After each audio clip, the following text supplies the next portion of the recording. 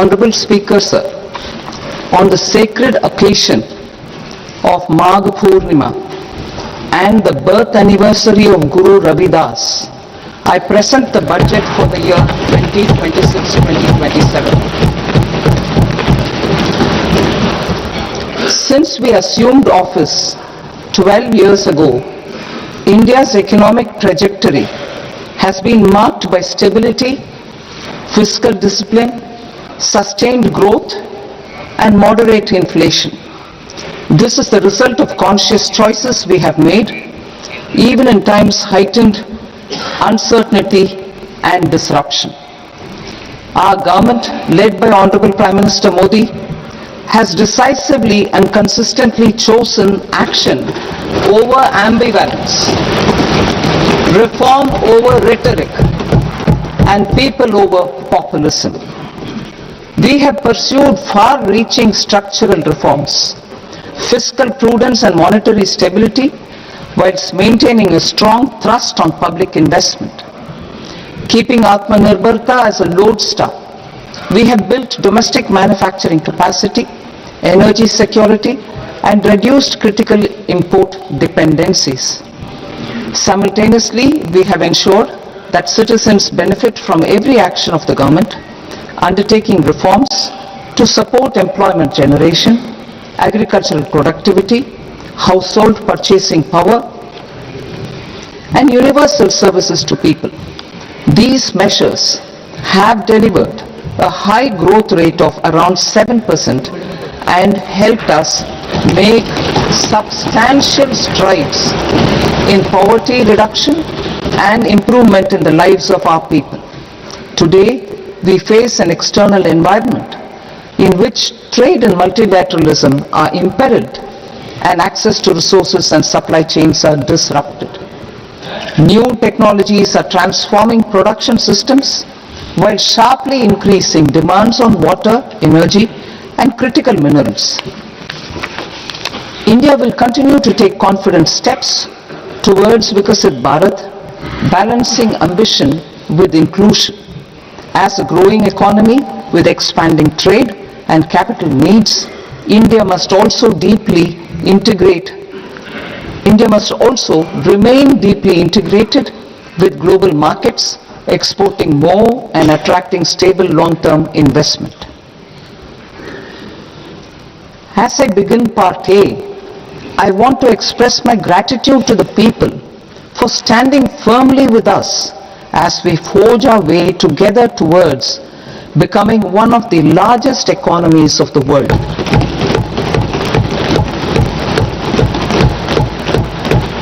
Our aim is to transform aspiration into achievement and potential into performance as we ensure that the dividends of growth reach every farmer, the scheduled caste, the scheduled tribes, the nomads, the youth, the poor, and the women.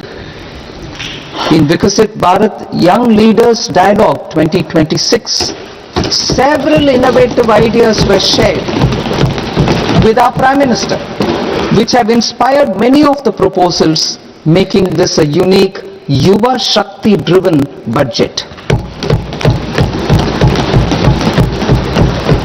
Our government's sankalp is to focus on our poor, underprivileged, and the disadvantaged. To deliver on this sankalp, and given that this is the first budget prepared in Kartavya Bhavan, we are inspired by three Kartavya. Our first Kartavya is to accelerate and sustain economic growth by enhancing productivity and competitiveness and building resilience to volatile global dynamics. Our second Kartavya is to fulfill aspirations of our people and build their capacity, making them strong partners in India's path to prosperity.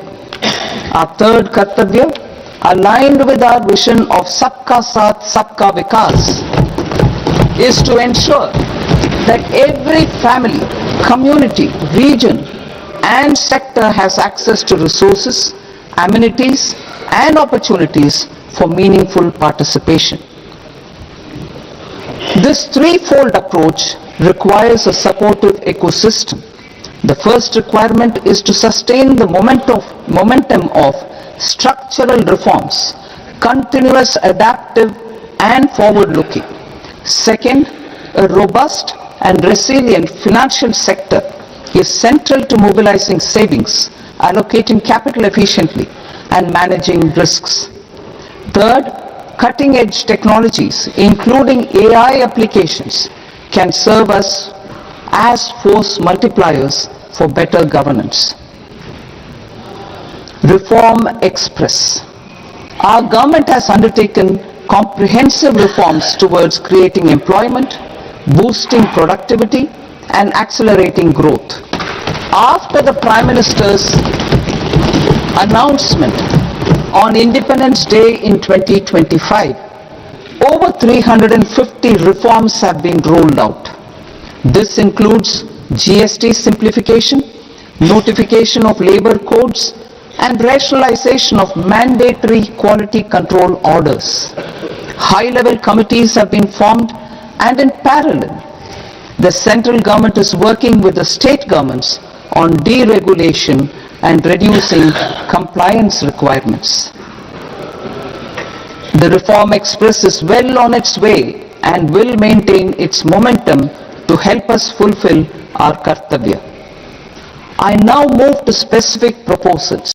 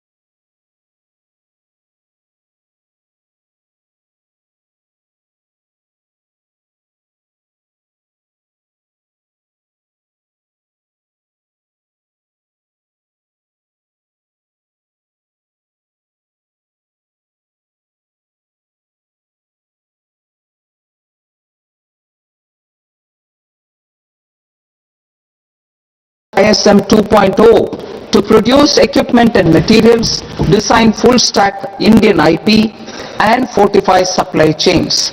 We will also focus on industry-led research and training centers to develop technology and skilled workforce.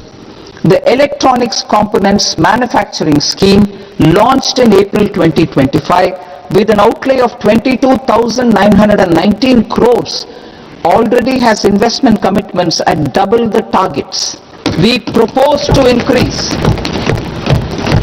the outlay to 40,000 crores to capitalize on this momentum.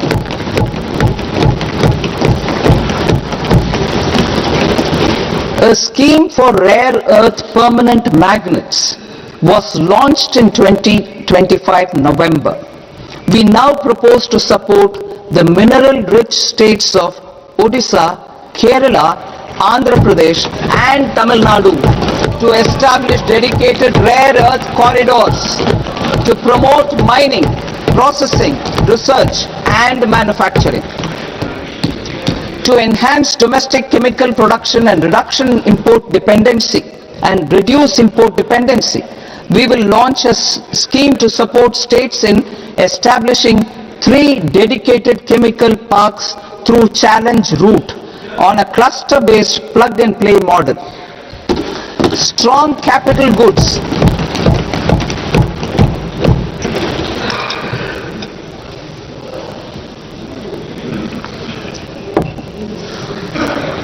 Strong capital goods capability is a determinant of productivity and quality across different sectors. Towards building this capacity, I propose the following. High-tech tool rooms will be established by central public sector enterprises at 2 locations as digitally enabled automated service bureaus that locally design, test and manufacture high-precision components at scale and at lower cost. 2. A scheme for enhancement of construction and infrastructure equipments will be introduced to strengthen domestic manufacturing of high value and technologically advanced CIE. This can range from lifts in a multi-storied apartment or firefighting equipment in multiplexes, large or small, and to tunnel boring equipments for building metros and high-altitude roads. I also propose a scheme for container manufacturing to create a globally competitive container manufacturing ecosystem with a budgetary allocation of 10,000 crores over a 5-year period. For the labor-intensive textile sector, I propose an integrated program with 5 subparts. 1. The National Fiber Scheme for self-reliance in natural fibers such as silk, wool and jute, man-made fibers and new age fibers. Textile expansion and employment scheme to modernize traditional clusters with capital support for machinery, technology upgradation and common testing and certification centers. 3. The National Handloom and Handicraft Program to integrate and strengthen existing schemes and ensure targeted support for weavers and artisans. Tex Eco Initiative to promote globally competitive and sustainable textiles and apparels. Samarth 2.0 to modernize the upgrade the textile skilling ecosystem through collaboration with industry and academic institutions. Further, I propose to set up mega textile parks in challenge mode. They can also focus on bringing value addition to technical textiles.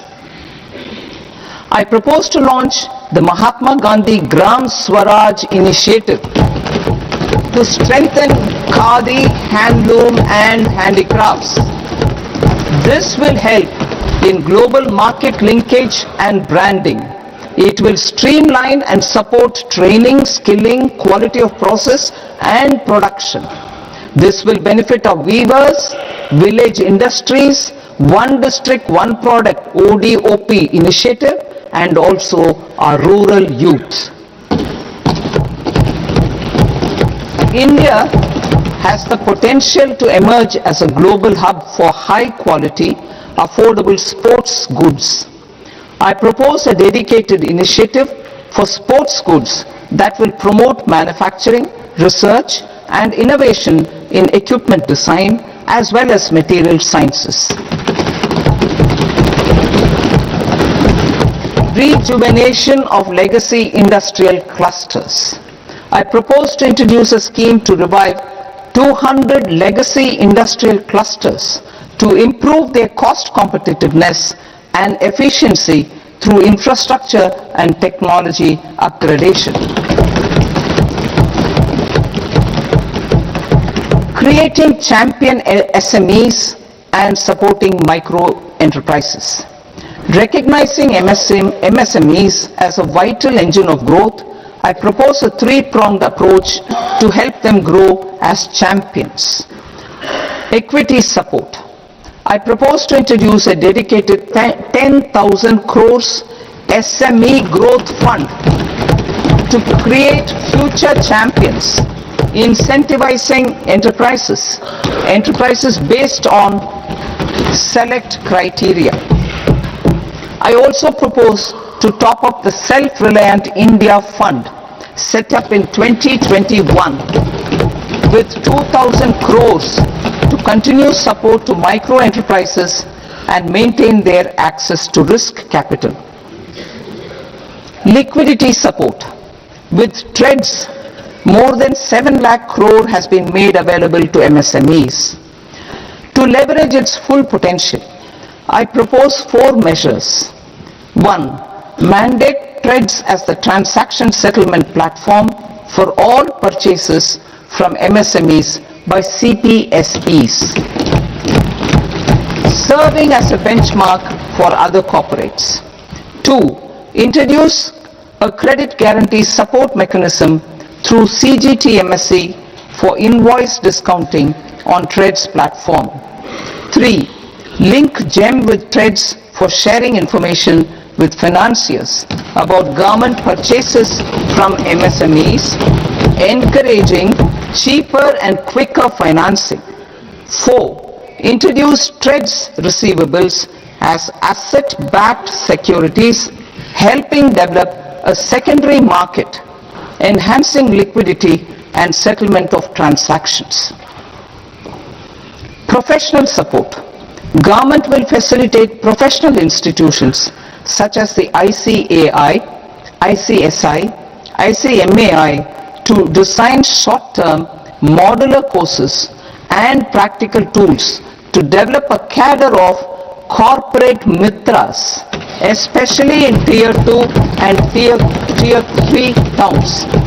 These accredited para-professionals will help MSMEs meet compliance requirements at affordable costs. Infrastructure. During this past decade, our government has undertaken several initiatives for large-scale enhancement of public infrastructure, including through new financing instruments such as Infrastructure Investment Trust in WITS and Real Estate Investment Trust REITs, and institutions like NIIF and NABFID. We shall continue to focus on developing infrastructure in cities with over 5 lakh population, that is Tier 2, Tier 3 cities, which have expanded to become growth centers. Public capital expenditure has increased manifold from 2 lakh crore in 2014-15 to an allocation of 11.2 lakh crore in BE 25-26.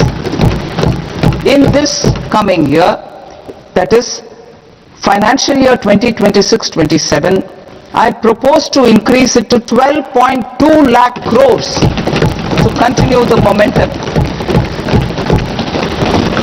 To strengthen the confidence of private developers regarding risks during infrastructure development and construction phase, I propose to set up an infrastructure risk guarantee fund to provide prudentially calibrated partial credit guarantee to lenders. Over the years, REITs have emerged as a successful instrument for asset monetization. I propose to accelerate recycling of significant real estate assets of the CPSEs through the setting up of dedicated REITs. To promote environmentally sustainable movement of cargo, I propose to 1. Establish new dedicated freight corridors connecting Dankuni in the east to Surat in the west. Operationalize 20 new national waterways over the next 5 years.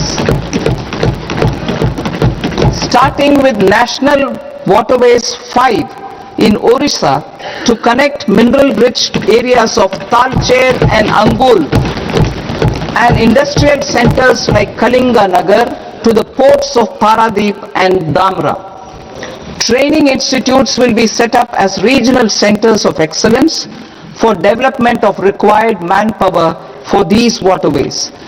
This will benefit youth in the entire stretch of the waterways to train and acquire skills.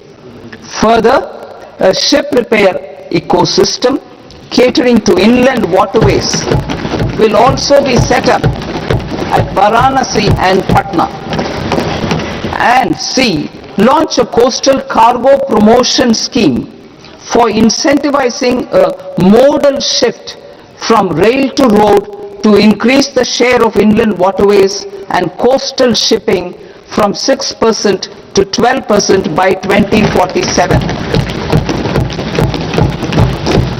To enhance last mile and remote connectivity and promote tourism, I propose to give incentives to indigenize manufacturing of seaplanes. A seaplane VGF scheme will be also introduced to provide support for operations. Carbon capture, utilization and storage. Aligning with the roadmap launched in December 2025, the carbon capture, utilization and storage technologies at scale will achieve higher readiness and an end-use application across 5 industrial sectors, including power, steel, cement, refineries and chemicals. An outlay of 20,000 crore is proposed over the next 5 years for this purpose. City economic regions. Cities are India's engines of growth, innovation and opportunities. We shall now focus on Tier 2, Tier 3 cities and even temple towns which need modern infrastructure and basic amenities.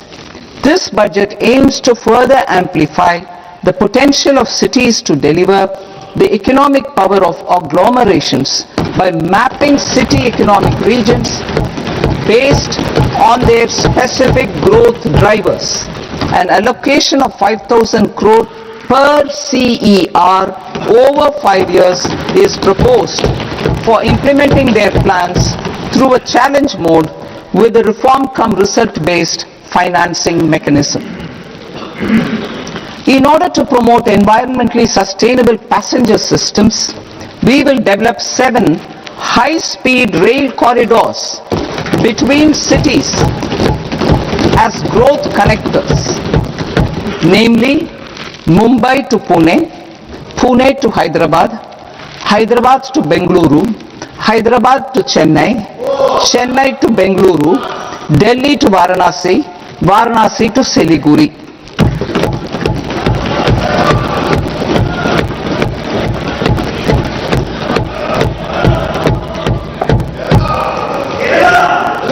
Financial sector. The Indian banking sector today is characterized by strong balance sheet, historic highs in profitability, improved asset quality and coverage exceeding 98% of villages in the country. At this juncture, we are well placed to futuristically evaluate the measures needed to continue on the path of reform-led growth of this sector. I propose setting up a high-level committee on banking for Vikasit Bharat. High-level committee on banking for Vikasit Bharat to comprehensively review the sector and align it with India's next phase of growth while safeguarding financial stability, inclusion and consumer protection. The vision for NBFCs for Vikasit Bharat has been outlined with clear targets for credit disbursement and technology adoption in order to achieve scale and improve efficiency in the public sector NBFCs As a first step, it is proposed to restructure the Power Finance Corporation and Rural Electrification Corporation. I propose a comprehensive review of the foreign exchange management non-debt instruments rules to create a more contemporary, user-friendly framework for foreign investments consistent with India's evolving economic priorities. Corporate bond market. I propose to introduce a market-making framework with suitable access to funds and derivatives on corporate bond indices. I also propose to introduce total return swaps on corporate bonds. Municipal bonds. To encourage the issuance of municipal bonds of higher value by larger cities, I propose an incentive of 100 crore rupees for a single bond issuance.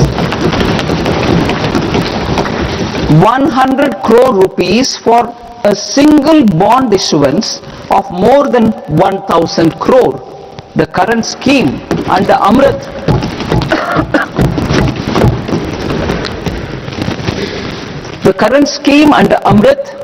which incentivizes issuances up to 200 crores only, will also continue to support smaller and medium towns. That will also continue to support the smaller and medium towns. Ease of doing business. Individual persons resident outside India, PROI, will be permitted to invest in equity instruments of listed Indian companies through the portfolio investment scheme. It is also proposed to increase the investment limit for an individual PROI under the scheme from 5% to 10% with an overall investment limit for all individual PROIs to 24% from the current 10%. Emerging technologies including AI. 21st century is technology driven. Adoption of technology is for the benefit of all people. Farmers in the field, women in STEM, youth keen to upskill, and Divyangjan to access newer opportunities. The government has taken several steps to support new technologies through AI mission, National Quantum Mission, Anusandhan National Research Fund, and Research and Development and Innovation Fund. Our second kartavya is to fulfill aspirations and build capacities. Close to 25 crore individuals have come out of multi-dimensional poverty through a decade of our government's sustained and reform-oriented efforts.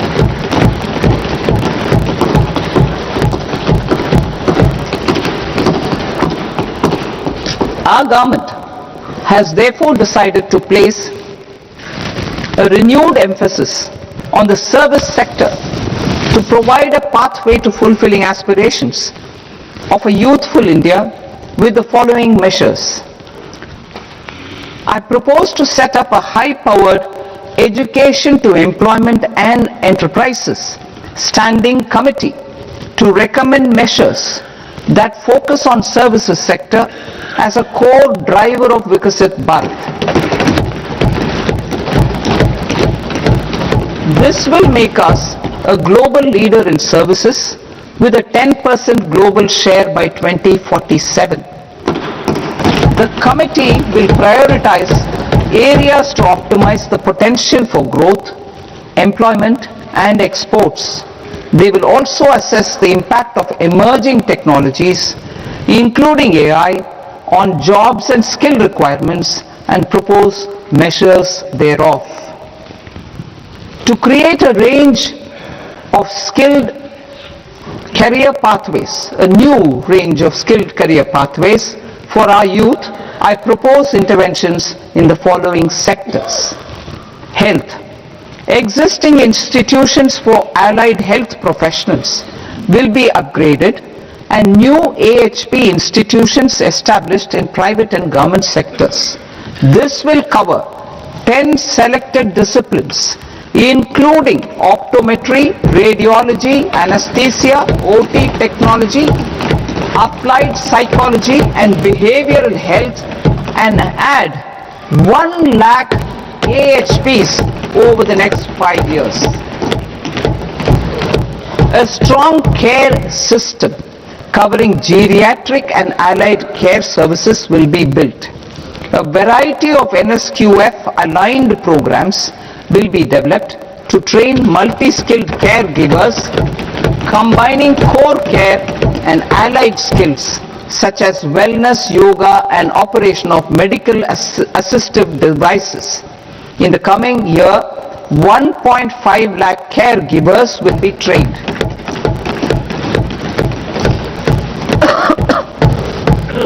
Hubs for medical value tourism. To promote India as a hub for medical tourism services, I propose to launch a scheme to support states in establishing 5 regional medical hubs in partnership with the private sector.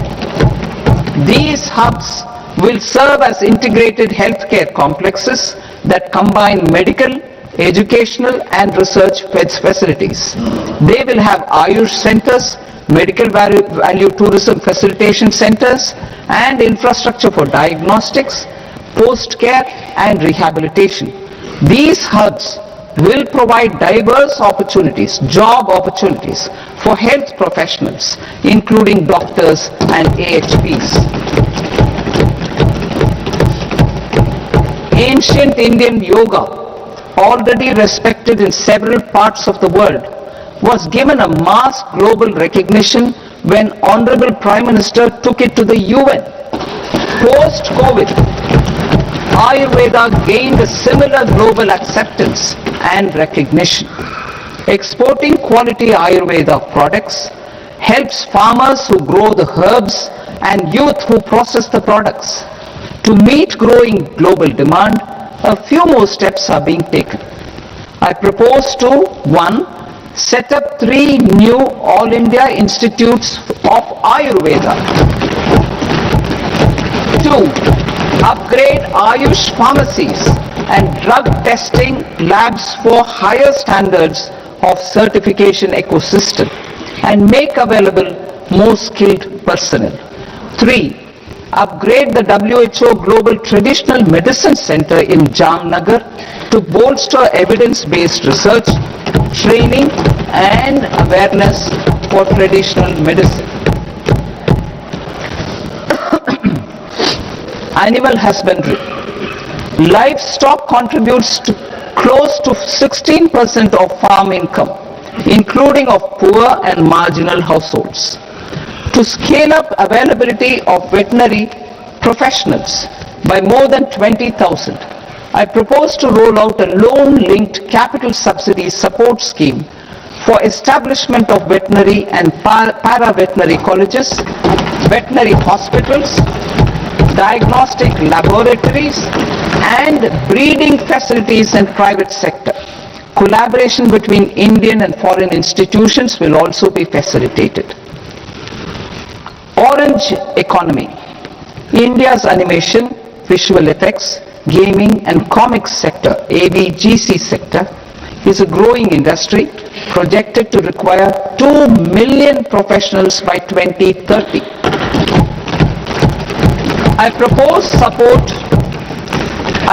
to support the Indian Institute of Creative Technologies, Mumbai, in setting up AVGC content creator labs in 15,000 secondary schools all over the country and 500 colleges. The Indian design industry is expanding rapidly, and yet there is a shortage of Indian designers. I propose to establish, through Challenge Route, a new National Institute of Design to boost design education and development in the eastern region of India. Education. Our government will support states through challenge route in creating 5 university townships in the vicinity of major industrial and logistics corridors. These planned academic zones will host multiple universities, colleges and research institutions, skill centers and residential complexes. In higher education, STEM institutions, prolonged hours of study and laboratory work pose some challenges for girl students. Through VGF, Viability Gap Funding or capital support, one girls' hostel will be established in every district.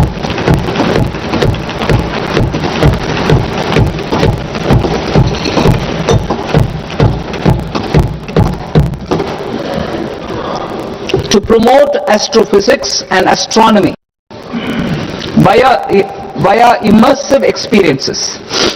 4 telescope infrastructure facilities will be set up or upgraded. The National Large Solar Telescope, the National Large Optical Infrared Telescope, the Himalayan Chandra Telescope and the Cosmos 2 Planetarium. Tourism. The tourism sector has the potential to play a large role in the employment generation, forex earnings, and expanding the local economy.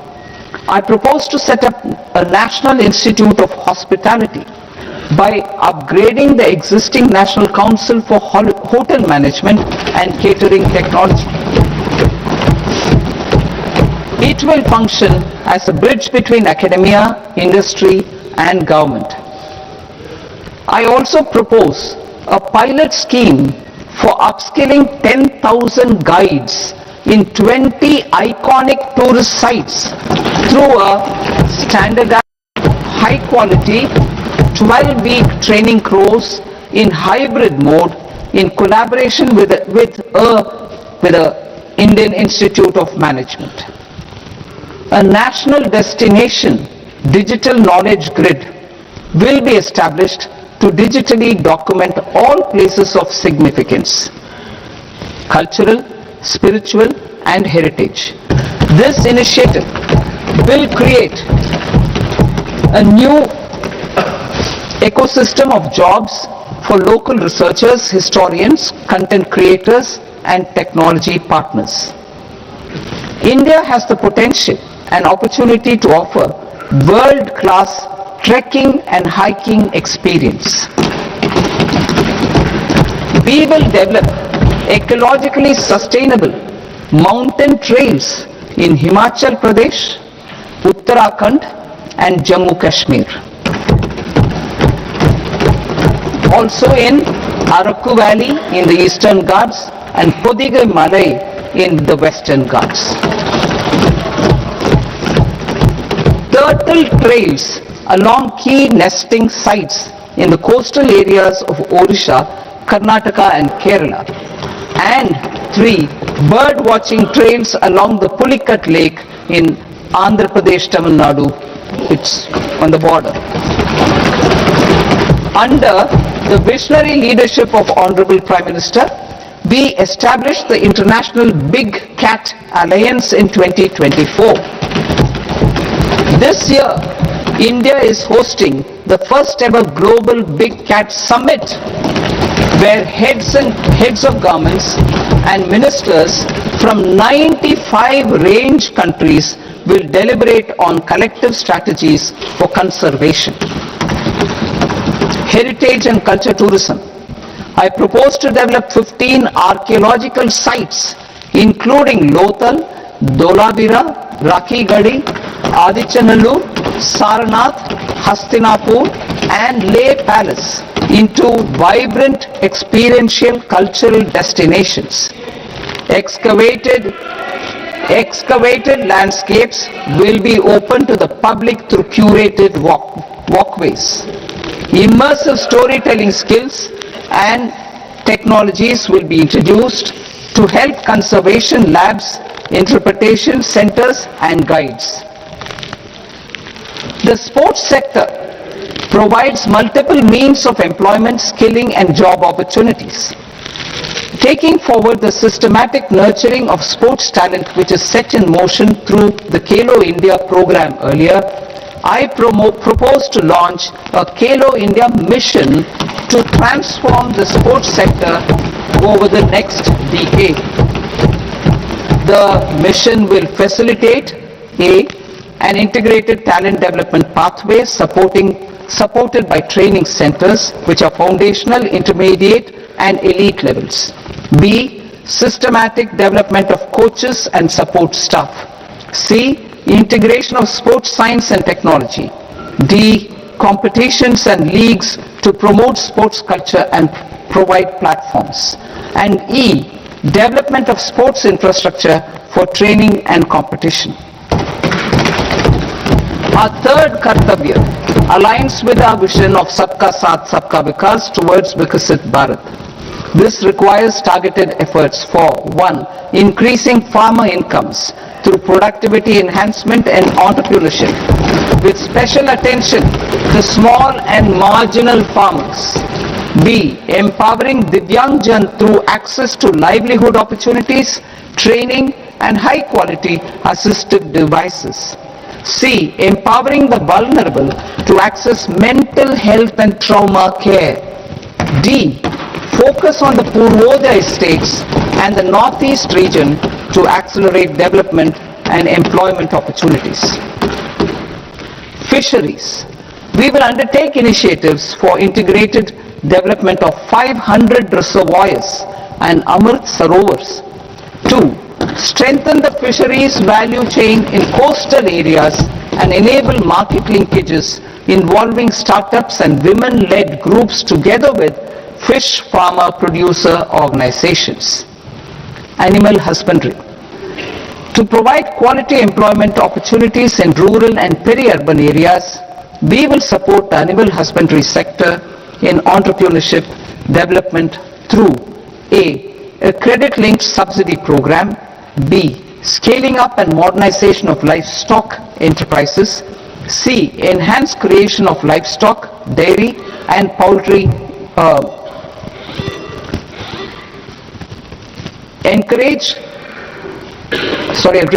enhanced creation of livestock, dairy and poultry focused integrated value chains, and D.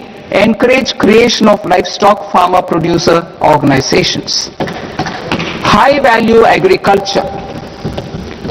To diversify farm outputs, increase productivity, enhance farmers' incomes and create new employment opportunities, we will support high value crops such as coconut, sandalwood, cocoa, cashew in the coastal areas, agar trees in northeast and nuts such as almonds, walnuts and pine nuts in our hilly regions.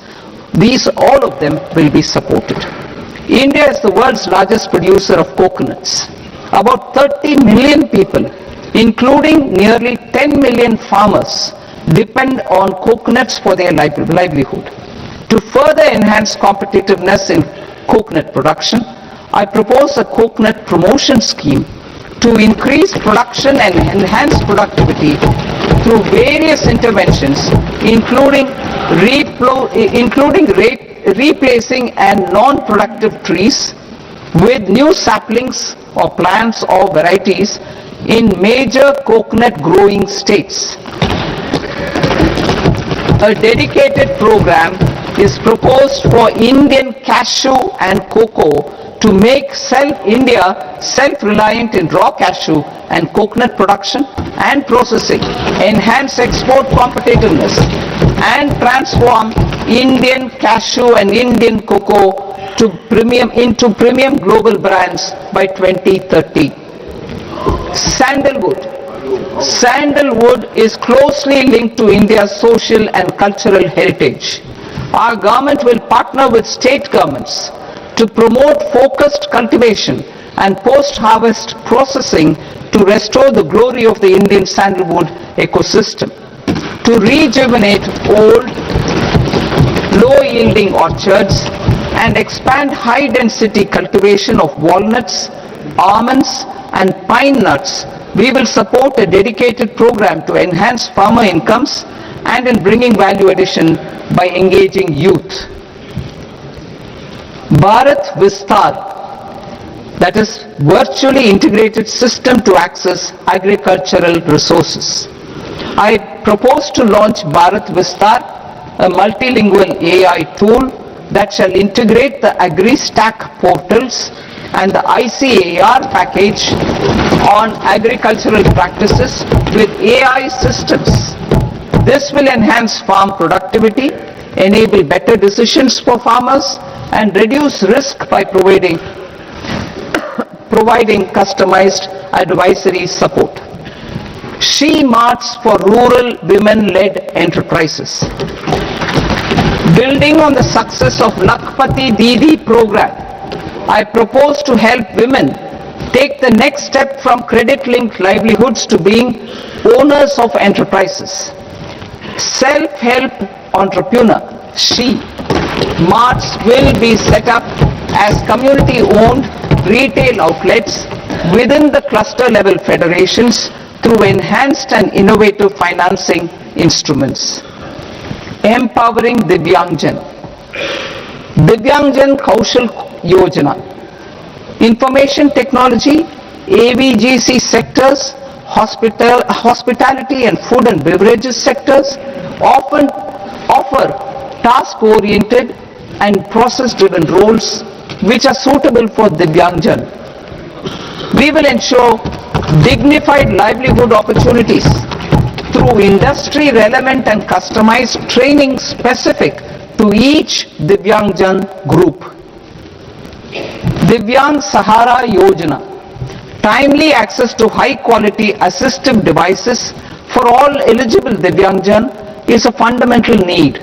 I propose to 1. Support the Artificial Limbs Manufacturing Corporation of India, Alimco, to set up and to scale up production of assistive devices, invest in R&D and AI integration, strengthen PM Divyasha Kendras, and support setting up of assistive technology marts as modern retail style centers where Divyangjan and senior citizens can see, try and purchase assistive products. Reaffirming our commitment to mental health and trauma care. There are no national institutes for mental health care in North India. We will therefore set up a NIMHANS 2 and also upgrade national mental health institutes in Ranchi and in Tezpur as regional apex institutions. Emergencies expose families, particularly the poor and vulnerable, to unexpected expenditure. We will strengthen and increase these capacities by 50% in district hospitals by establishing emergency and trauma care centers. On Purvodaya states and northeastern regions. Purvodaya. I propose the development of an integrated East Coast industrial corridor with a well-connected node at Durgapur, creation of 5 tourism destinations in 5 Purvodaya states, and the provision of 4,000 e-buses. Buddhist sites in northeastern region. The northeastern region is a civilizational confluence of Theravada and Mahayana or Vajrayana traditions. I propose to launch a scheme for development of Buddhist circuits in Arunachal Pradesh, Sikkim, Assam, Manipur, Mizoram and Tripura. The scheme will cover preservation of temples and monasteries, pilgrimage interpretation centers, connectivity and pilgrim amenities. 16th Finance Commission. On 17th November 2025, the 16th Finance Commission submitted its report to the President. As mandated under Article 281 of the Constitution, The government is to lay the report along with the explanatory memorandum on the action taken report on the recommendations of the Commission in Parliament, which, Sir, Honourable Speaker, you have allowed me to do with the commencement of this session. The government has accepted the recommendation of the Commission to retain the vertical share of devolution at 41%. As recommended by the Commission, I have provided 1.4 lakh crores of rupees to the states for the year 2026-2027 as Finance Commission grants. These include rural and urban local body and disaster management grants. Fiscal consolidation.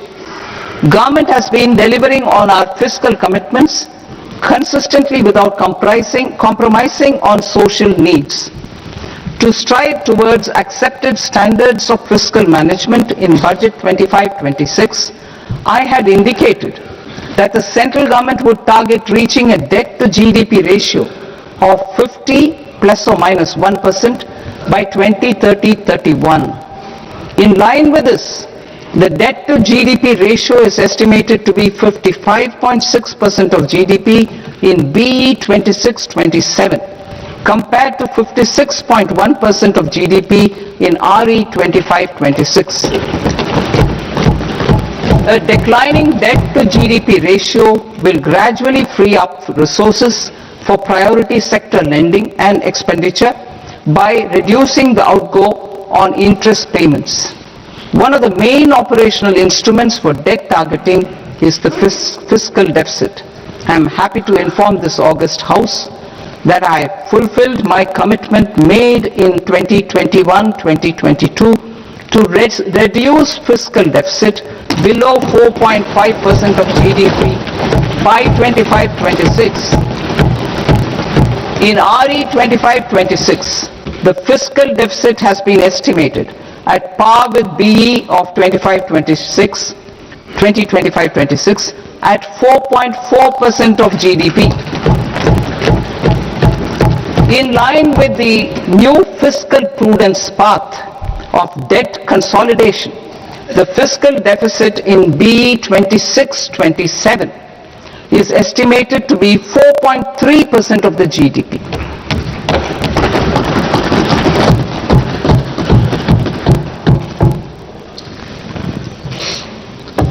The revised estimates of the non-debt receipts are 34 lakh crore rupees, of which the centre's net tax receipts are 26.7 lakh crore. The revised estimate of the total expenditure is 49.6 lakh crore rupees, of which the capital expenditure is about 11 lakh crores. Budget estimates 2026 to 2027.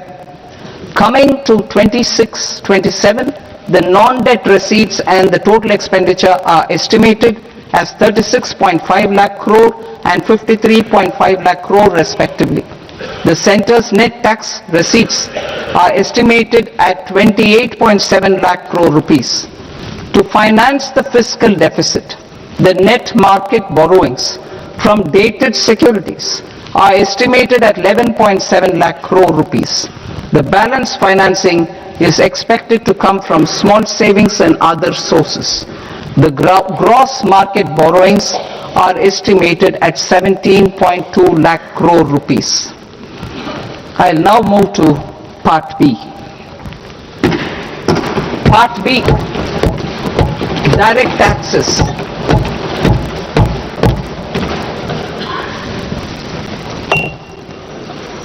Honorable Speaker, sir, I now present my proposals on direct taxes.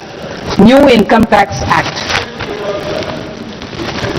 In July 2024, I announced a comprehensive review of the Income Tax Act 1961. This was completed in a record time, and the Income Tax Act 2025 will come into effect from 1st April 2026. The simplified income tax rules and forms will be notified shortly, giving adequate time to taxpayers to acquaint themselves with its requirements. The forms have been redesigned such that ordinary citizens can comply without difficulty. Ease of living. I propose that any interest awarded by the Motor Accident Claims Tribunal to a natural person will be exempt from income tax, and any TDS on this account will be done away with. I propose to reduce TCS rate on the sale of overseas tour program package from the current 5% and 20% to 2% without any stipulation of amount. I propose to reduce TCS rate for pursuing education and for medical purposes under the Liberalized Remittance Scheme, popularly known as LRS, from 5% to 2%. Supply of manpower services is proposed to be specifically brought within the ambit of payment to contractors for the purpose of TDS to avoid ambiguity. Thus, TDS on these services will be at the rate of either 1% or 2% only. I propose a scheme for small taxpayers wherein a rule-based automated process will enable obtaining a lower or nil deduction certificate instead of filing an application with the assessing officer. For the ease of taxpayer holding securities in multiple companies, I propose to enable depositories to accept Form 15G or Form 15H from the investor and provide it directly to various relevant companies. I propose to extend time available for revising returns from 31st December to up to 31st March with the payment of a nominal fee. I also propose to stagger the timeline for filing of tax returns. Individuals with ITR 1 and ITR 2 returns will continue to file till 31st July, and non-audit business cases or trusts are proposed to be allowed time till 31st August. TDS on sale of immovable property by a non-resident is proposed to be deducted and deposited through resident buyers and his or her PAN-based challan instead of requiring a TAN, which is a temporary accounting number. To address practical issues of small taxpayers like students, young professionals, tech employees, relocated NRIs, and such others, I propose to introduce a one-time 6-month foreign asset disclosure scheme for these taxpayers to disclose income or assets below a certain size. This scheme would be applicable for two categories of taxpayers, namely A, who did not disclose their overseas income or assets, and B, who disclosed their overseas income and or paid due tax but could not declare the asset acquired. For category A, the limit of undisclosed income or asset is proposed to be up to 1 crore rupees. They need to pay 30% of fair market value of asset or 30% of undisclosed income as tax and 30% as additional income tax in lieu of penalty, and would thereby get immunity from prosecution. For category B, asset value is proposed to be up to 5 crore rupees. Here, immunity from both penalty and prosecution will be available with a payment of fee of 1 lakh rupees. Rationalizing penalty and prosecution. Multiplicity of proceedings are hindrance to the ease of doing business. I propose to integrate assessment and penalty proceedings by way of a common order for both. There will be no interest liability on the taxpayer on the penalty amount for the period of appeal before the first appellate authority, irrespective of the outcome of appeal process. Further, quantum of prepayment is being reduced from 20% to 10% and will continue to be calculated only on core tax demand. As an additional measure for reducing litigation, I propose to allow taxpayers to update their returns even after reassessment proceedings have been initiated, and an additional 10% tax rate over and above the rate applicable for the relevant year. The assessing officer will then use only this updated return in his proceedings. There is already a framework for immunity from penalty and prosecution in the cases of underreporting.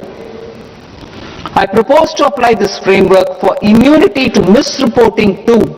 However, in such a case, the taxpayer will need to pay 100% of the tax amount as an additional income tax over and above the tax and interest due. Penalties for certain technical defaults, such as failure to get accounts audited, non-furnishing of transfer pricing audit report, and default in furnishing statement for financial transactions are proposed to be converted into fee.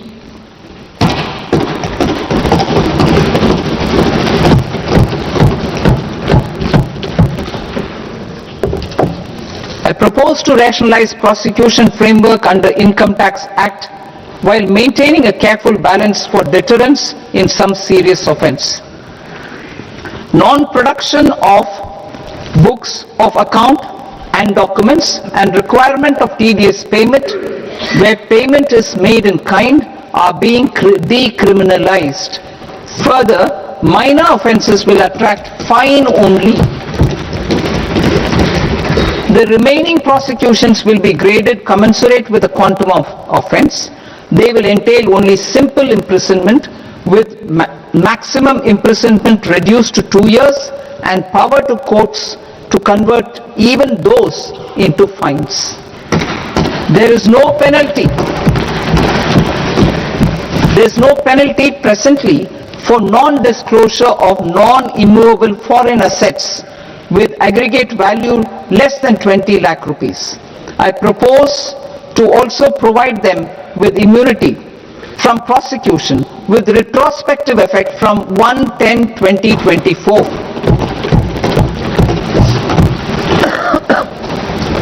Cooperatives. Deduction is already allowed to a primary cooperative society engaged in supplying milk, oilseeds, fruits or vegetables raised or grown by its members. I propose to extend this deduction to also include supply of cattle feed and cotton seed produced by its members. I propose to allow inter-cooperative society dividend income as deduction under the new tax regime to the extent it is further distributed to its members. I further propose to allow exemption for a period of 3 years to dividend income received by a notified national cooperative federation on their investments made in companies up to 31/1/2026. This exemption would be allowed only for dividends further distributed to its member cooperatives. Supporting IT sector as India's growth engine. India is a global leader in software development services, IT-enabled services, knowledge process outsourcing services, and contract R&D services relating to software development. These businesses and their segments are quite interconnected with each other. All these services are proposed to be clubbed under a single category of information technology services with a common safe harbor margin of 15.5% applicable to all. The threshold for availing safe harbor for IT services is being enhanced substantially from 300 crore rupees to 2,000 crore rupees.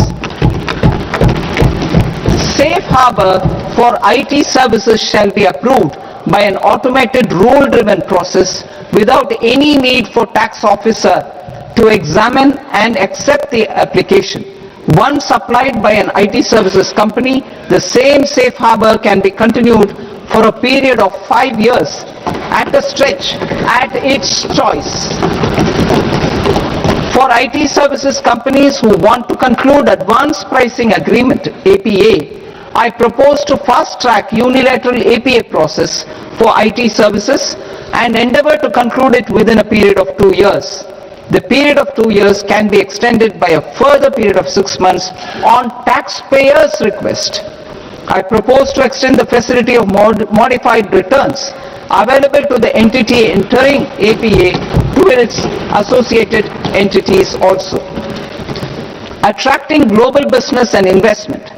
Recognizing the need to enable critical infrastructure and boost investment in data centers, I propose to provide tax holiday till 2047 to any foreign company that provides cloud services to customers globally by using data center services from India. It will, however, need to provide services to Indian customers through an Indian reseller entity. I also propose to provide a safe harbor of 15% on cost in case the company providing data center services from India is a related entity. To harness the efficiency of just-in-time logistics for electronic manufacturing, I propose to provide safe harbor to non-residents for component warehousing in a bonded warehouse at a profit margin of 2% of the invoice value. The resultant tax of about 0.7% will be much lower than in competing jurisdictions. To provide fillip to toll manufacturing in India, I propose to provide exemption from income tax for 5 years to any non-resident who provides capital goods, equipment or tooling to any toll manufacturer in a bonded zone. To encourage vast pool of global talent to work in India for a longer period of time, I propose to provide exemption to global, non-India sourced income of a non-resident expert for a stay period of 5 years under notified schemes. I propose to provide exemption from minimum alternate tax, the MAT, to all non-residents who pay tax on presumptive basis. Tax administration. I propose to constitute a joint committee of Ministry of Corporate Affairs and Central Board of Direct Taxes for incorporating the requirements of income computation and disclosure standards, the ICDS, in the Indian Accounting Standards Ind AS itself. Separate accounting requirement based on ICDS will be done away with from the tax year 27-28. To support Prime Minister Modi's vision of homegrown accounting and advisory firms to become global leaders, I propose to rationalize the definition of accountant for the purposes of safe harbor rules. Other tax proposals. Change in taxation of buyback was brought in to address the improper use of buyback route by promoters. In the interest of minority shareholders, I propose to tax buyback for all types of shareholders as capital gains. However, to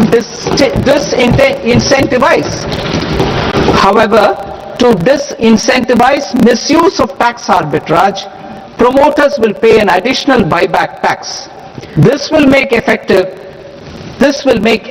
tax 22% for corporate promoters. For non-corporate promoters, the effective tax will be 30%. TCS rate for sellers of specific goods, namely alcoholic liquor, scrap and minerals, will be rationalized to 2%, and that on Tendu leaves will be reduced from 5% to 2%. I propose to raise the STT on futures to 0.05% from the present 0.02%. STT on options premium and exercise of options are both proposed to be raised to 0.15% from the present rate of 0.1% and 0.125% respectively. We reformed the taxation landscape for corporates in 2019 by providing them a simplified regime with lower tax rate so that they could productively focus on business rather than on claim of deductions and exemptions. To encourage companies to shift to the new regime, set off of brought forward MAT credit, minimum alternate tax credit, is proposed to be allowed to companies only in the new regime. Set off using available MAT credit is proposed to be allowed to an extent of 1/4 of the tax liability in the new regime. MAT is proposed to be made final tax, so there will be no further credit accumulation from 1st April 2026.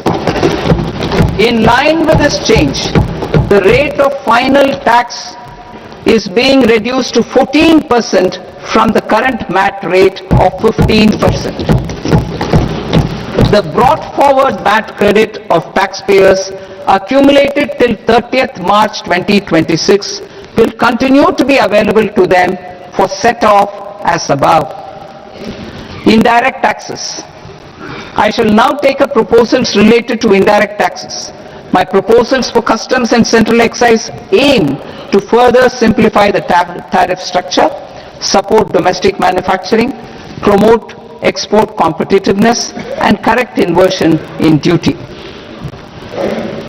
To continue weeding out long continuing customs duty exemptions, I propose to remove certain exemptions on items which are being manufactured in India or where the imports are negligible. Similarly, to further simplify the process of ascertaining the rate of duty applicable on a particular item, I propose to incorporate certain effective rates in various customs notifications to the tariff schedule itself. I shall now take up sector-specific proposals. Promotion of exports of marine, leather, and textile products. I propose to increase the limit for duty-free imports of specified inputs used for processing seafoods for export from the current 1% to 3% of FOB value of the previous year's export turnover. I also propose to allow duty-free imports of specified inputs, which is currently available for exports of leather or synthetic footwear, to exports of shoe uppers as well. I propose to extend the time period for export of final product from the existing 6 months to 1 year for exporters of leather or textile garments, leather or synthetic footwear, and other leather products. Energy transition and security. I propose to extend the basic customs duty exemption given to capital goods used for manufacturing lithium-ion cells for batteries to those used for manufacturing lithium-ion cells for battery energy storage systems also. I propose to exempt basic customs duty on import of sodium antimonate for use in manufacture of solar glass. Nuclear power. I propose to extend the existing basic customs duty exemption on imports of goods required for nuclear power projects till the year 2035 and expand it for all nuclear plants irrespective of their capacity. Critical minerals. It is proposed to provide basic customs duty exemption to the import of capital goods required for the processing of critical minerals in India.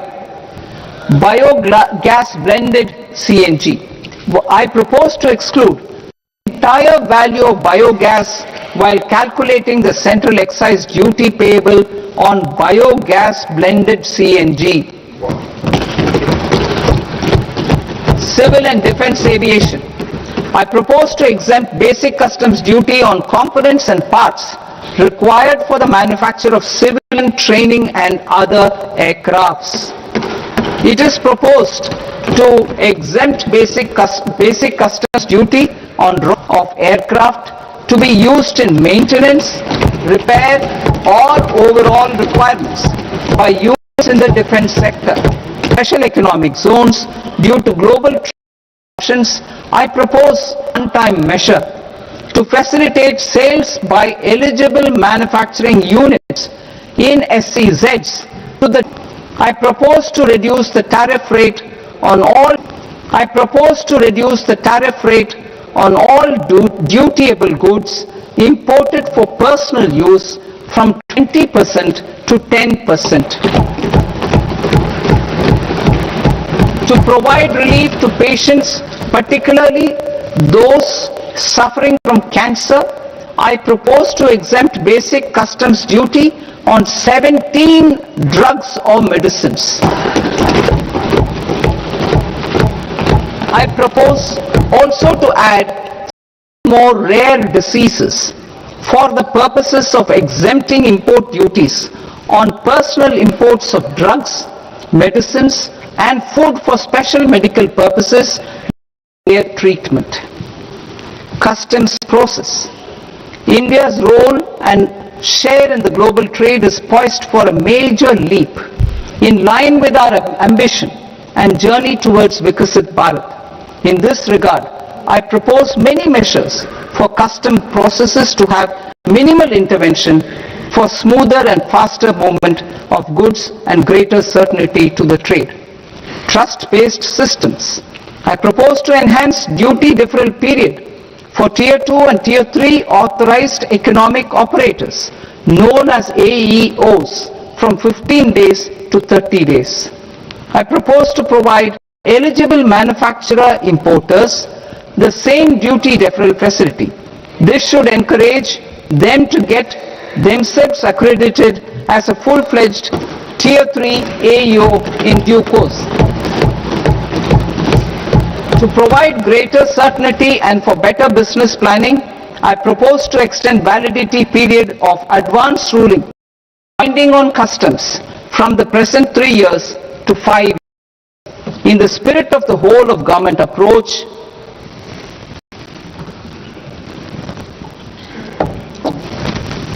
government agencies will be encouraged to leverage AEO accreditation for preferential treatment in clearing their cargo. Regular importers with trusted long-standing supply chains will be recognized in the risk system so that the need for verification of their cargo every time is minimized. Export cargo using electronic sealing. Export cargo using electronic sealing will be provided through clearance from the factory premises to the ship. For import of goods not needing any compliance, filing of bill of entry by a trusted importer and arrival of goods will automatically notify customs for completing their clearance formalities. This will enable goods to be released immediately on arrival. The customs warehouse framework will be transformed into a warehouse operator-centric system with a self-declarations, electronic tracking and risk-based audit. These reforms will move away from the current system of officer-dependent approvals and reduce transaction delays and compliance costs. Ease of doing business. Approvals required for cargo clearance from various government agencies will be seamlessly processed through a single and interconnected digital window by the end of the financial year. Processes involved in clearance of food, drugs, plant and animal and wildlife products accounting for about 70% of interdicted cargo will be operationalized on this system by April 2026 itself. For goods not having any compliance requirement, clearance will be done by customs immediately after online registration is completed by the importer subject to the payment of duty. Customs integrated system will be rolled out in 2 years as a single integrated and scalable platform for all customs processes. Utilization of non-intrusive scanning with advanced imaging and AI technology for risk assessment will be expanded in a phased manner with the objective to scan every container across all the major ports. New export opportunities to support Indian fishermen to fully harness the economic value of marine resources beyond our territorial waters. The following measures will be taken. A. Fish catch by an Indian fishing vessel in exclusive economic zone or on the high seas will be made free of duty. Landing of such fish on foreign port will be treated as export of goods. Safeguards will be put in place to prevent misuse during fish catch, transit or transshipment. To support aspirations of India's small businesses, artisans and startups to access global markets through e-commerce, I am pleased to announce complete removal of the current value cap of 10 lakh rupees per consignment on courier exports. In addition, handling of rejected and returned consignments will be improved with effective use of technology for identifying such consignments. I propose to revise provisions governing baggage clearance during international travel to address genuine concerns of passengers. The revised rules will enhance duty-free allowances in line with the present-day travel realities and provide clarity in temporary carriage of goods brought in or taken out. There are honest taxpayers who are willing to settle disputes by paying all their dues, but they get deterred due to negative connotation associated with penalty. They will now be able to close cases by paying an additional amount in lieu of penalty. Honorable Speaker, sir, with this I commend the budget to this august House. Second.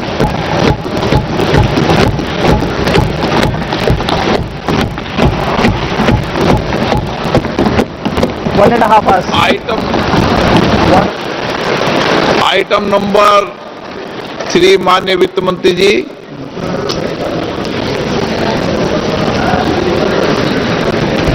Item number 2, sir. 3.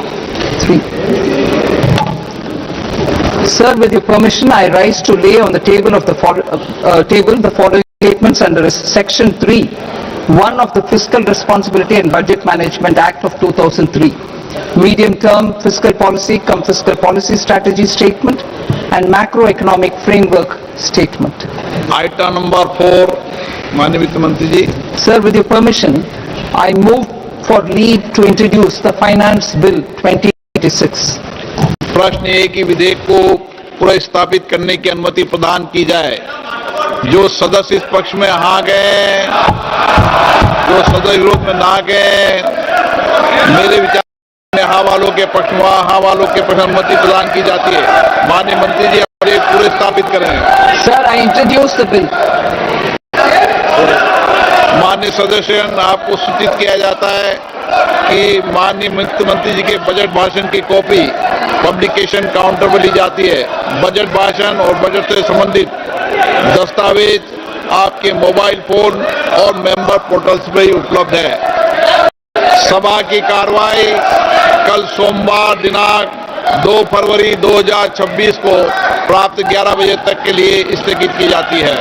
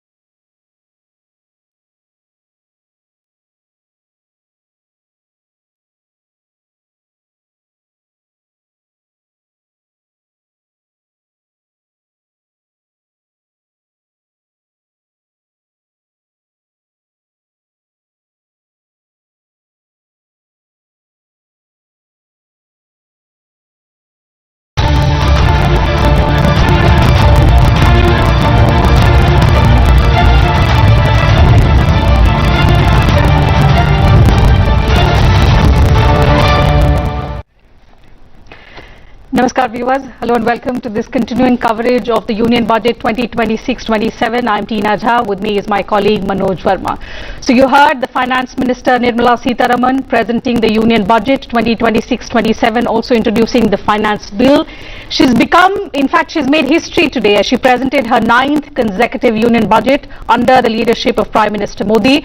This, viewers, is also the first time in India's fiscal history that the Union Budget has been presented on a Sunday. We'll discuss some of the proposals and the key highlights of this budget speech, which extended nearly 1.5 hours. Some of the key announcements that the Finance Minister made. In fact, the proposals in the budget, she said, are aimed at boosting growth, meeting people's aspirations, most importantly, enabling inclusive development. So the key highlight of the budget 2026-27 is that India has set a lower fiscal deficit target and higher capex outlay for FY27 with a reforms push. Just to put it into numbers, for the financial year 2027, the capital expenditure has been set at 12.2 lakh crore rupees. The fiscal deficit target has been set at 4.3% of GDP in FY27. In fact, if you heard the Finance Minister, she said she fulfilled her commitment that she made in FY 2022 to reduce the fiscal deficit below 4.5% of the GDP. Also, in revised estimates 2025-26, the fiscal deficit is at 4.4% of the GDP. The debt to GDP ratio is estimated at 55.6% in budget estimates 2026-27 versus the 56.1% in revised estimates 25-26. FY27 expenditure is estimated at 53.5 lakh crore rupees. The revised estimates of expenditure in FY 2026 were 49.6 lakh crore rupees. So a significant jump there as far as the numbers are concerned. Also, FY 27 net market borrowing from the dated securities is estimated at 11.7 lakh crore rupees. The gross market borrowing is seen at 17.2 lakh crore rupees. The net tax receipts estimated at 28.7 lakh crore rupees in FY27. We'll bring you charts and graphics related to it for you to understand better. These are just some of the numbers that we were able to pick up from the Finance Minister's speech. So in a few moments from now, our production team will be able to put out charts and graphics for you to understand better those numbers and a comparative data of how these numbers stand compared to the previous budgets. Also, the states, they will be getting 1.4 lakh crore rupees as the Finance Commission grants. These were about the important numbers, Manoj. Let's now quickly give our viewers a recap of some important announcements and statements that the Finance Minister spoke about, especially in terms of how this budget takes us closer and aligns it with our Viksit Bharat vision. जी बिल्कुल टीना जी, अगर आज के budget की हम बात करें, जिस तरह निर्मला सीतारमण जी ने अपना बजट पेश किया है और 3 कर्तव्य खास तौर से बताए हैं सरकार के, और ये 3 कर्तव्य जो हैं वो विकसित भारत का एक रोड मैप सरकार ने प्रस्तुत किया है देश के सामने कि कैसे सरकार जो है देश की आर्थिक स्थिति को मजबूत करेगी, उसको लेकर काम करेगी। साथ ही जो जन आकांक्षा हैं, मतलब जन आकांक्षाओं से मतलब शिक्षा, स्वास्थ्य, जो आम आदमी से जुड़ी पहलू हैं, उन पर कैसे काम करेगी। इसी प्रकार सरकार ने 3 अपने कर्तव्यों के साथ देश को विकसित भारत के रोड मैप पर ले जाने का अपनी इच्छा प्रकट इस बजट के माध्यम से निर्मला सीतारमण जी ने की है। जाहिर तौर पे बजट में गांव, गरीब, किसान सरकार की प्राथमिकता में है। साथ ही शिक्षा और स्वास्थ्य को सरकार ने बूस्ट करने का काम किया है। देश के इंफ्रास्ट्रक्चर पर भी सरकार का खासा फोकस रहा है। बायो फार्मा सेक्टर के लिए सरकार ने अपने खजाने का मुंह खोला है और सेमीकंडक्टर को लेकर भी सरकार ने कई महत्वपूर्ण ऐलान इसमें किए हैं। हम जो पॉइंट्स हैं बजट के, उन पे चर्चा करेंगे अपने खास मेहमानों के साथ टीना, और दर्शकों को बताने की कोशिश करेंगे कि इस बजट का संदेश क्या है, मायने क्या हैं। Certainly, as Manoj rightly said, the contour, the overview of the budget is that the Finance Minister, under the leadership of the Prime Minister, has proposed interventions in 6 areas, and the budget revolves around these 6 areas, which includes scaling up manufacturing is in 7 strategic and frontier sectors. The FM spoke about rejuvenating legacy industrial sectors, creating champion MSMEs, again, key driver of our growth. So special attention has been given to that sector as well, also delivering a powerful push for infrastructure. So in addition to expanding some of the already existing schemes, there are several key announcements, new announcements that the finance minister has also made in this regard, ensuring long-term security and stability. And another key dimension that you will find in the budget is developing city economic regions. So we'll discuss with experts who are joining us in the studio. We'll also have industry leaders join us virtually to talk about what they think about the budget, and most importantly how it aligns with our Viksit Bharat roadmap. Joining us are two guests in the studios. Let's begin the program by introducing them to you. Delighted to welcome Dr. Aman Agarwal, Director, Indian Institute of Finance, and Dr. Sabyasachi Saha, Associate Professor, RIS. Thank you, gentlemen, for joining us on the program. To begin with you, Professor Agarwal, how would you sum up the budget? Let's begin the program with that. No, I think the budget has laid down the path for a $5 trillion economy, and the Viksit Bharat program of the government of India in terms of introducing not only growth but also the growth which can be felt by the common man. I think almost all segments of the society have been touched upon. The capex has been kept almost consistent to bring in growth and the stability in the economy, and the fiscal prudence which this government has introduced for almost over a decade now is reaping fruits, as the Honorable Finance Minister also pointed out that her commitment has met grounds of keeping it below 4.5% and targeting further down going forward. I think the GDP numbers in the last 2 quarters have shown clearly that the 7.4% projected in the economic survey might even get surpassed if we are able to get a similar kind of a jump as we've seen in Q2, Q3 this year, in fact crossing 7.5 if possible, because all factors which are there are so positive, giving a positive rebounding effect. And in fact the budget has laid down a pathway which industry across the globe and within the country looks upon for introducing investment in the country in different segments. And in my opinion, none of the segments, whether it is social sector, rural development, or agriculture, healthcare, education, you talk of a sector, it has been looked upon. Even from a macroeconomic perspective, she has contributed and given not only roads and railways but even city infrastructure, meeting the AI needs and structures which are there, the latest to be there. She's also talked about employment and how different sectors will induce employment through her schemes which she has proposed in the budget. I think the budget is a way forward beyond, as we say, India is more like an elephant. It is like an elephant which has been added the wings of a jet to go forward at a very fast speed, like the BrahMos is making a mark globally for India. Similarly, this budget will make a mark for this country. Absolutely. Before we proceed, Manoj, two more guests have joined us virtually. Professor Ashok Vishandas, he's Professor Applied Economics, IIPA, and ex-chairman CSCP, Ministry of Agriculture and Farmers Welfare, and Mr. Riaz Tingna, he's a partner tax Grant Thornton Bharat. Thank you, gentlemen, for joining us on the program as well. We'll get reactions from you in just a bit. Let me first get in Professor Saha. He's been waiting for long. Professor, your first reaction to the budget, because riding the expectations, there were huge expectations of this budget. So how do you look at it? Is it a growth budget, a reform budget, or a mix of both? Yeah, thank you for having me on the show. Once again, this has been a very remarkable budget in terms of the sectors that it has covered. It is an all-round budget, and it must be seen in continuity to the previous budgets, particularly the post-COVID budgets, when we were focusing not only on growth but also to ensure the supply chain resilience for the economy. And this year, in continuation to the push that was given to Atmanirbharta and Make in India, we see critical enablers being activated for the industrial sector, particularly the 7 sectors that the Finance Minister has particularly mentioned in her budget speech. We have also seen in the economic survey, which has categorically mentioned about the dynamism both in the industrial sector as well as the services sector in terms of its export potential as well as the importance for the economy.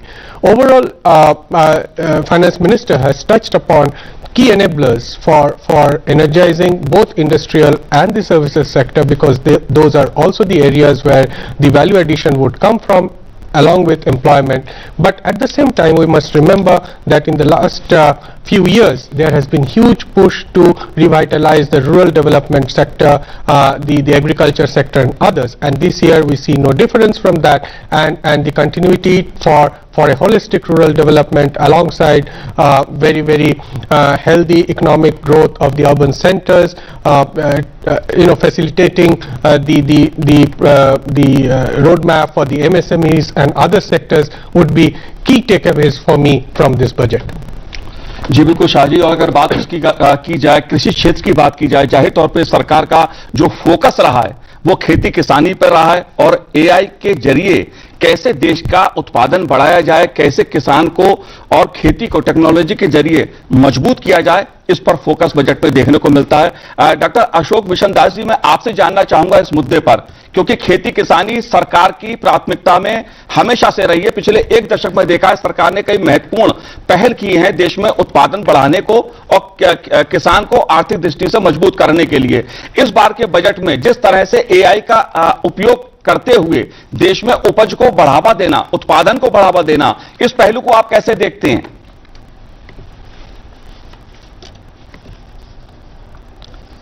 Ashok ji, आप जी, Ashok ji unmute कीजिए। Sorry, yeah, I hope I'm audible. जी जी, Yeah. So the two things.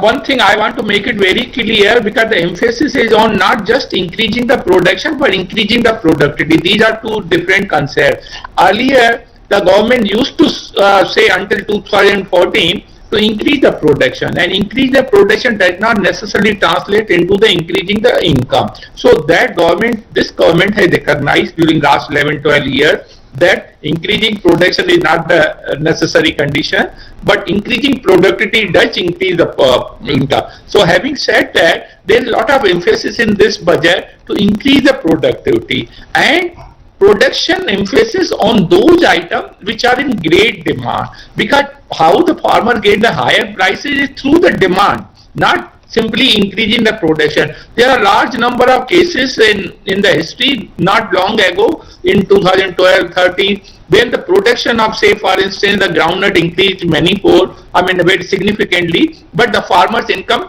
went down because the prices crashed. So government is conscious of this fact, and the emphasis is on high value production. Just to give few examples, sandalwood is in great demand, so the government has recognized the need for this. And then medicinal plant, even farmers are being roped in to increase the medicine, and how this will increase, there is a lot of emphasis and campaign for establishing of All India Institute of Ayurveda, which is one as of now in India, but there are 2 or 3 more has to be established in near future. For that, Ayurveda production will also spur, and that's very high value, and people are increasingly conscious of value of this without side effect, not only in India but outside India. So क्रांति के तहत 500 नए जलाशय का विकास किया जाएगा, और skill की हमने बात कही थी, वहां पे भी फोकस बहुत क्लियर है। तो जो मैंने शुरुआत में कही थी कि बजट का जो रूपरेखा, जो रोड मैप, भारत को 47 तक विकसित राष्ट्र बनाने वाला जो बजट है, उसको उस तरह हम देख रहे थे, और उसी तरह अभी भी मैं देख रहा हूं जो घोषणाएं हुई है। तो मुझे लगता है कि बजट जो है उसका दिशा और दशा दोनों मुझे ये दिख रहा है। हाँ, मार्केट है, टैक्सेशन है, इंडिविजुअल टैक्स है, कॉर्पोरेट टैक्स है, ये चीजें जो है मुझे लगता है ये लगातार इसमें कई सारी संभावनाएं रहती है, सरकार उसको करेक्शन भी करती है देखते हुए मूड को, तो उसको मैं नहीं जाता। लेकिन फंडामेंटली जिस तरफ हम जा रहे हैं, जो सोच है, जो विजन है, वो मिशन है, उस तरफ ये बजट है, वही बजट का रिफ्लेक्शन है। ठीक है, तो 2047 विकसित भारत प्रधानमंत्री मोदी का सपना है, उसी तरह यह बजट जाता हुआ दिखाई दे रहा है। इंफ्रास्ट्रक्चर के लिए कई लाख करोड़ की सौगात दी गई है। इसके अलावा 7 हाई स्पीड ट्रेन के कॉरिडोर्स बनाए जाएंगे। तमाम चीजों पर बात करेंगे, लेकिन फिलहाल एक छोटा सा ब्रेक। एक्सपर्ट के साथ हमारा ये मुख्य विश्लेषण लगातार जारी है।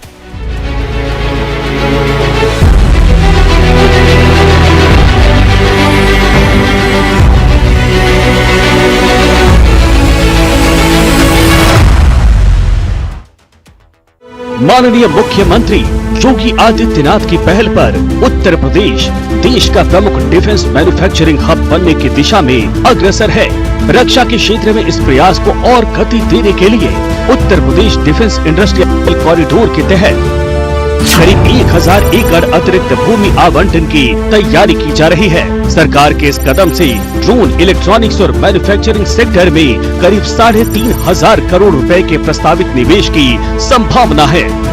आत्मनिर्भर भारत के इस अभियान में उत्तर प्रदेश के प्रमुख शहर झांसी, अलीगढ़, चित्रकूट और लखनऊ निवेशकों की पहली पसंद बने हैं। इससे युवाओं के लिए रोजगार के नए अवसर खोलेंगे। रक्षा अनुसंधान विभाग को, रक्षा विभाग, रक्षा मंत्रालय को जहां भी लैंड की आवश्यकता पड़ेगी, उत्तर प्रदेश सरकार सहर्ष वो लैंड उपलब्ध करवाने को तैयार है। आत्मनिर्भर भारत का इरादा, युवाओं से रोजगार का वादा।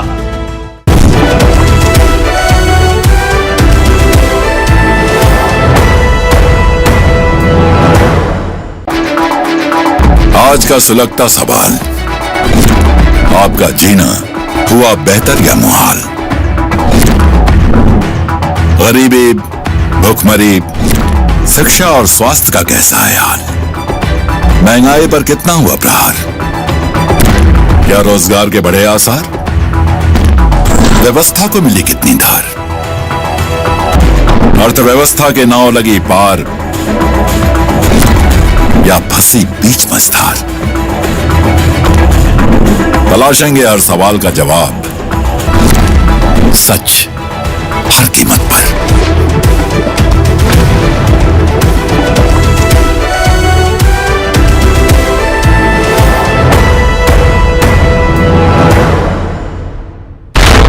कभी खेलों के मानचित्र पर उत्तर प्रदेश सिर्फ संभावनाओं का नाम था, पर 2017 के बाद संभावनाएं संरचना बनी। जनपदों में स्टेडियम, ब्लॉकों में मिनी स्टेडियम और गांव में मैदान। खेल अब शहरों तक सीमित नहीं रहे। लखनऊ से मेरठ, वाराणसी से अयोध्या, ग्रेटर नोएडा से गोरखपुर। मैदानों पर सिर्फ खिलाड़ी नहीं, अंतर्राष्ट्रीय इवेंट्स उतरे। खेलो इंडिया, यूनिवर्सिटी गेम्स, मोटो जीपी, डेविस कप, बैडमिंटन से लेकर खो खो तक उत्तर प्रदेश अब मेजबान भी है और दावेदार भी। प्रतिभाओं को मिला मंच, प्रशिक्षण और सम्मान। आज उत्तर प्रदेश खेलों में सिर्फ भाग नहीं लेता, दिशा तय करता है। यह है बदलाव की कहानी, मेहनत की पहचान और भविष्य की स्वर्णिम उड़ान। ये है आत्मविश्वास, लगन और विजय का गूंजता संदेश। ये है नया उत्तर प्रदेश।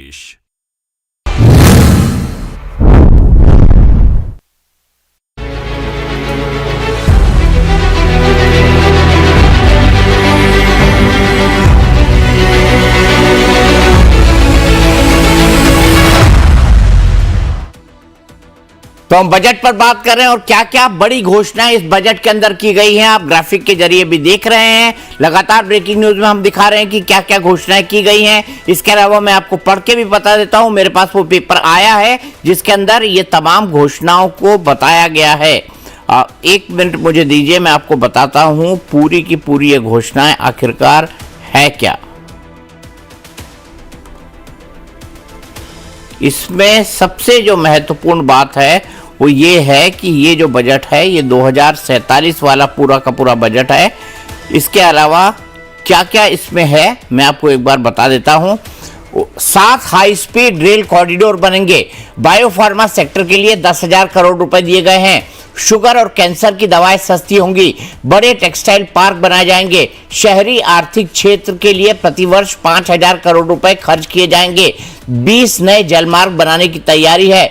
4 राज्यों में खनिज कॉरिडोर, जो रेयर अर्थ मिनरल्स हैं उसको लेकर उसको कैसे निकाला जा सके उसके लिए खनिज कॉरिडोर बनाए जाएंगे। 3 केमिकल पार्क का निर्माण होगा।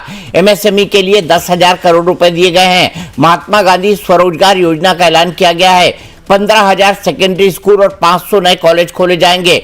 पूर्वोत्तर राज्यों में एनआईएफटी का निफ्ट का निर्माण होगा। आयुर्वेद को अंतर्राष्ट्रीय मान्यता दिलाएंगे। देश में 3 नए एम्स बनेंगे। लड़कियों के लिए हर जिले में एक हॉस्टल होगा।